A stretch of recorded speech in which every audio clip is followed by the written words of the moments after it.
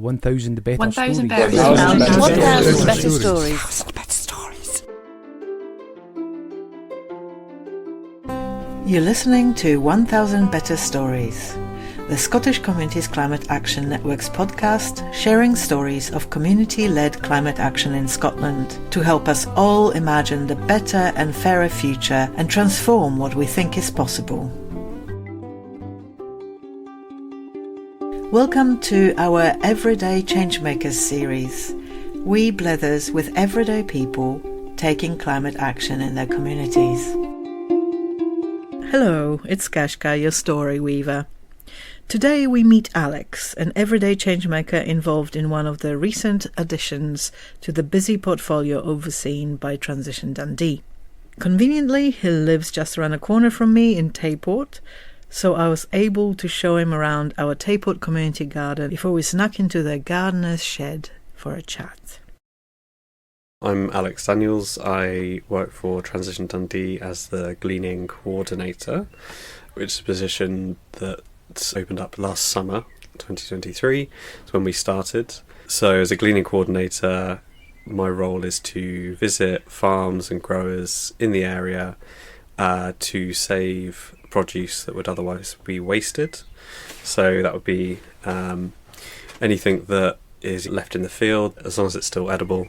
At Transition Dundee, we've had a community fridge for around 3 years now, which takes surplus food from supermarkets, manufacturers, producers. So we get a lot of surplus food that goes out, both to save waste and to try and get to communities where that food is needed. We thought that gleaning would tie in really well in terms of increasing the fresh produce that we were supplying to our community, and then also being able to help other community fridges, other larders, food bank, community kitchens and cafes to increase their supply of fresh produce to get more nutritiously valuable foods to people who may have less access to those kind of foods.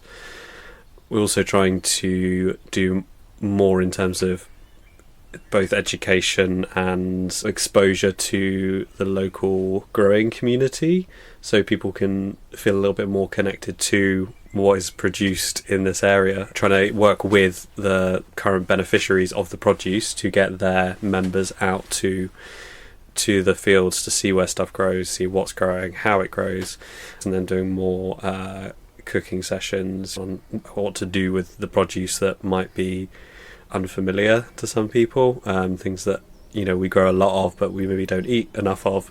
So we actually worked with Campy Growers to harvest some of their green tomatoes at the end of the season last year, and then made chutney, and they really could take that home. So that's the sort of thing we'd like to do more of this year. Yeah. Yummy food. Yeah, exactly. Yeah. Tell me about a favourite place where you live or that you visited as part of the project. I'd say one of my favourite places was Arbuckle's farm, just west of Dundee, on some hills just sloping down towards the river. And we were there picking blackberries, and that was one of our first gleans actually, and we went there a couple of times. So they finished picking the blackberries, we took along half a dozen volunteers on a couple of days and just picked what was left. The weather was great as well actually, so it was a really nice day in very well ventilated polytunnels. It was just a mixture of both feeling like we were doing good, we were saving punnets and punnets, hundreds of punnets of berries, lots of lovely like-minded people, lots of great conversations, and the view was brilliant too. So looking back over a bit towards Dundee and then over to the river, it just felt right. Tasty blackberries. Yeah, and lovely blackberries too. So got made into lots of things. Blackberries for weeks. How did you get involved in this work? What is your personal journey into this sort of, I guess it's broadly climate action or community climate action or sustainability action space? So I have always been interested in food in lots of ways and figuring out what stuff looks like when it grows, its whole sort of life journey. I've always wanted to know what a thing that's in my life, if it's like clothing or food or other things too, where it starts to get to the point where it comes to me. So I guess even as a kid, when you go into a supermarket and there's something there that's in a package, and you're like, well, where did that come from? How did it get there? What goes into it? Who grew it? So that's always been an interest, and ever since university I've worked with lots of jobs that are food related. So I've worked in all sorts of hospitality, cafes and bars and pubs, and helping with growing a little bit in Australia with vineyards and olives. And then for the last sort of 5 or 6 years before this, I had a low waste refill shop, which I started with a friend of mine. It started as a market stall doing dried foods, so cereals and pastas and rices and beans and herbs and spices, and then grew that into a little shop, and then started doing fresh produce too. For us, it was always important to support organic, so we were all organic produce, and then as much local as possible, and then reducing the packaging too. So it's all the different aspects of trying to make something as good as possible, if that's the best way to put it, or feel like we're having as minimal impact as possible, maybe is another way to say it. And then I also trying to make that as affordable as possible, but unfortunately that's also often a bit of a trade-off, and I think a little bit of why I felt in the end, after 5 years of doing that I wanted to try and figure out what could I do to help change the food system, or to understand how to fix the problems in the food system that makes this horrible trade-off between choosing something that we think is good ethically, that we think has the least impact on the world negatively, while also making that affordable for everybody, because at the moment it's one or the other too often. So although I got a lot out of having that particular role, providing for the community that I was in an option that was better than what I thought was there already, but at a certain point that community stops growing because it is not accessible to enough people. And so hence, getting to where I am now, the gleaning role was kind of perfect, I thought, for me, because it allowed me to do something that was a direct positive action. I wanted to get out of the shop a little bit more too, and be outside more. I think that was something I lacked, that connection. Although I liked what I did a lot, I was very disconnected from the things that I actually thought were important. Like I wasn't getting out to see how stuff was grown, or to just spend time outdoors, or to help with growing, or anything really. So that provides two really good parts for me, and then also being able to see more of the food system while doing what I'm doing with the gleaning. And then also figure out ways to maybe help with the accessibility part, which is important, and gleaning does help with that, getting more good food to people who need it most. While also studying at the moment, which I'm doing in Wales, Centre for Alternative Technology, which is again food sustainability. So trying to understand what the problems are and how we could potentially fix them. So could you recommend a good book or film to better understand how our food system works in Scotland or UK? A book that's really good on the UK food system is Feeding Britain, Food Problems and How to Fix Them by Tim Lang, which goes through all of the different issues we face really. So economic, food security, food equity, land use, all the environmental challenges that we might face in the future as well. So like water, weather, changing climate problems, everything really kind of covers in depth. It gives a really good history of what we've grown over the years, really starting from the First World War really, and actually all of the sort of government policies and interventions at those times to now, and it kind of made me realise how much we have historically intervened on what we've grown. I think that might be a useful thing for us to realise for the future too, that it's something we should collectively agree upon really, what we're growing, because I'm not really sure we're going to get to an ideal future anytime soon where we're all growing our own produce. As much as we would love that, we have to accept the food system we have now and then work with that. Who or what inspires you? I'm inspired by people who just are experts in what they do. So people who spend their lives really understanding a particular topic, or a particular aspect of life, or who commit to a certain way of life, I guess. So a lot of people who commit to off-grid living, for example, there's a guy in Wales who does that called Kris Harbour, who's brilliant and builds everything himself and grows, and in a way maybe it's not a realistic life for all of us, but I really admire that willingness to kind of go out on your own and try and make life exactly what you want it to be. Now, since you're all about not wasting food and picking fresh food and having to deal with gluts of food. Yes, yeah. What's your favourite dish you made with gleaned produce so far? Do you know what? Pumpkins are great. We had a lot of pumpkins. They were a little bit difficult to get rid of. It wasn't something that people were as keen to take, say, compared to berries. I think also because it was a lot of pick your owns in this area. Because of the bad weather, people couldn't get out to them. So there were a lot of pumpkins left over. And I think by that point, people were a little bit sick of them. A lot of the projects had a lot of pumpkins for them leading up to that. So, I mean, in terms of recipes, like just a pumpkin curry, toast the seeds as well. Love pumpkin seeds. Do you do spices? Yeah, nothing crazy. Just I love coriander, so a lot of coriander works well with pumpkins, I think. A lot of cumin, caraway seeds. I put in like toast caraway seeds, but I'm a bit obsessed with those.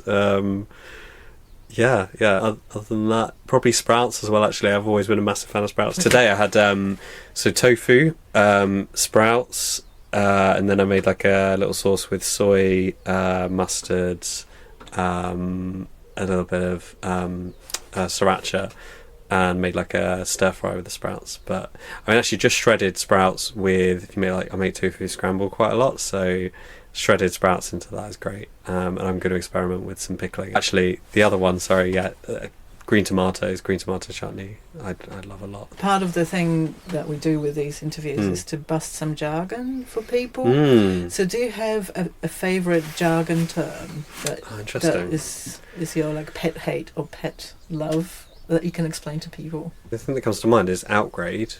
I guess it's maybe quite niche just within the farmer community, but outgrades being produce that doesn't meet certain requirements. So it is too small, it is too big, it is too knobbly, it doesn't fit what is required. I think it's a good one to understand, because that comes back again to a part of the problem really, is that although wonky veg and stuff has become more popular and it's being turned into a thing that we appreciate more, knowing specifically why those things happen in the first place and what the grades are, and why that's important in growing, I think is really useful. That's a large part of where we glean. The farms we've worked with, most of the time the surplus that is generated is due to quality restrictions or requirements that the farmers have from who they're selling to, so supermarkets or the manufacturers, the processors. It's kind of a planned surplus in a way. Trying to understand that is very useful when talking to growers, because I think it could easily come across as us coming to their farm saying, oh, you've got all of this waste here, isn't this unfortunate? And it's really important to understand that it's not something that a farmer would ever want to have, that waste. I think once I managed to get that term, it's so useful, because then again it's like knowing what farmers think about. So if I just go to them, do you have anything that's surplus? Sometimes it's like, oh no, it's not surplus, it's part of our, it's everything that's harvested, and then it'll be sorted later, so it's not necessarily the same thing for them. That's a good one. That's a really good one. Okay. Because it gets you in with the farmers as well as explaining why things don't work as they should. What kind of practical advice would you offer any community group that would like to set up a gleaning project? Have you made any mistakes, for example, that you've learnt from, or any sort of stuff that you struck gold with so far? I do think it's really important to understand why the waste is there, and that growers don't want that to exist. So it's not a case of blame. That, and then also understanding what growers need from us in terms of what their major concerns are, which has often been liability, health and safety, making sure that we are covered in the right way, that we have insurance. I think that's quite important, although I've learnt that a lot of informal gleaning goes on all over. It's something that's often just done with communities that are very close to farms anyway. But when we're doing it on a scale that we are, and trying to bring in volunteers and so on, it's really important to have all of those risk assessments and so on in place. I don't mean that in a way that if you're a community trying to do it, that should seem intimidating at all. It's it's really not. There's lots of advice from the Gleaning Network. They provide some funding as well to help set up. So starting on a smaller scale, like just for bits of equipment, maybe help with transport costs and so on. And they have a good toolkit that they go through, both helping the understanding, but then also, a checklist, basic things like what you'll need for gleaning, how best to approach farmers, and just lots of experience, really. The biggest ones are in Sussex and Cornwall. They're really good sort of established networks. Cornwall in particular, going gleaning sort of every week, really. So it's very impressive. That's what we're trying to emulate, really, if we can. That's all very useful. Yeah. So what I would like you to do is maybe spend a minute or two Yeah. thinking about perhaps Dundee and the area around Yeah. Dundee that you're getting to know. Yeah. And thinking about, 10 years from now. Yeah. And imagine everybody's done everything possible to Mm-hmm. bring the best world Yeah. into being. Just imagine the landscape, or you sort of walking out into the fields, or you walking around the city, wherever you want to place yourself. And I just want one memory back from the future, if you can. Okay. To share with our listeners. So I often cycle in, less so in the winter, but I often cycle into Dundee, and I imagine exiting the lift by the V&A, and getting back onto my bike, riding along the front, so the sea's to my left, and the right there's a beautiful herb garden. I can smell mint, smell basil. I can hear lots of bees. A little bit further along, you get to lots of apple trees, full of apples, berry bushes. Also, it's busy. It's really busy. There's loads of people cycling. It's a packed cycle path. What you can hear is mostly the sea more than anything. The traffic noise is low.